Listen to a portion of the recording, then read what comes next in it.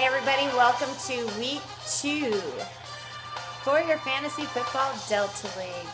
Had a lot going on this week, so we are just going to jump right on to it. All right, starting with our very first matchup, we had the Atlanta Booty Beagles against the Pacific Island Pummelers. That one was a nail biter, especially for this one. Yet Pacific Island Pummelers came out with the win by 2 points. And he even had an injured player. So, boo-hoo me. One of the things that I attribute my loss to is my fancy trading. Went ahead and took the Seahawks D, which y'all know I love, and they got me a -1. Moving on. We're going to talk about Mac on Your Wood Son against Chapel Hill Bunnies.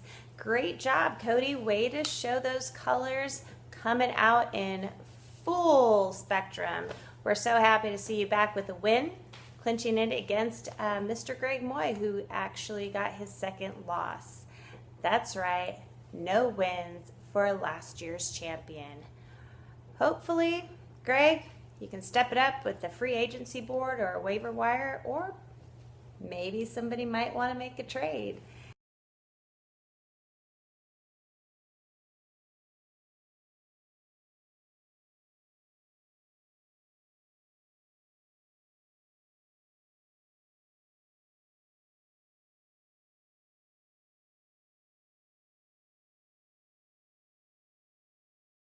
We certainly are active this last week, and I'm so happy to see everybody participating in a full fantasy season. Our next game I like to talk about is Mr. Endzone against the Gilchrist Bowdogs. Matt, you pulled off a win again against Mr. Rusty Gilchrist. That's Grandpa Rusty to you, Matt. Great play, great show. It was actually a really good game, and looking forward to what you have in store for us for our newbie. And coming up to our last match, actually, we have a special guest for you today. He's coming all the way here from Atlanta, and he is none other than yours truly, from the Morgan Freeman's, Mr. Andrew Warren. Such a big ego. I got a big ego. It's nice to be here. Thanks for having me.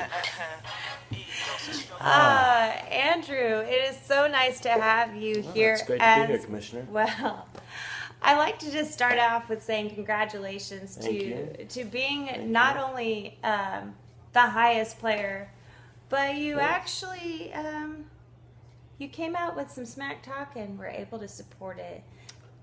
It was quite the week, to say the least. I had a rough first week against the Pacific Island Pummelers. Excuse me, a little tongue twister. They are, they came out solid. They're doing good, but I got my stuff together with some inspiration from a Morgan Freeman quote, which you all should look into. With God on my side, with my players just really putting in the work they needed, we had that confidence, and I said I was going to be the highest scoring person in the entire league this week, and I followed through with that. So it rang true. It rang true, and I do see that you are wearing a medal. You also came along with some trophies. One of the trophies that you got was the emergency room trophy. So correct. Tell us a little bit about what happened to your team this week. So I did a little bit of trading as well, which we all should be cautious of, and gave the commissioner here the Seahawks defense for Noshawn Moreno and Deshaun Jackson. Both of these players, great, outstanding players. I'll give that to them. But in the first quarter, along with Jamal Charles, that is 1, 2, and 3 players. All went out in the first quarter for the rest of the game. But my team, they put in the work. Jimmy Graham, the Redskins defense. I mean, come on. Right. Morgan Freeman on my side, along with God. Right. Just really pushed through and, made me an outstanding player this year. Exactly.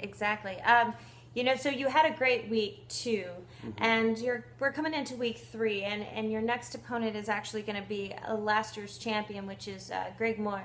Do you have like a shout out to the Chapel Hill Bennies or anything that you want to say? I'm just thankful coming off of this confidence and being Right. on this high horse on the top of the league, to have a good handicap week. To just take some rest.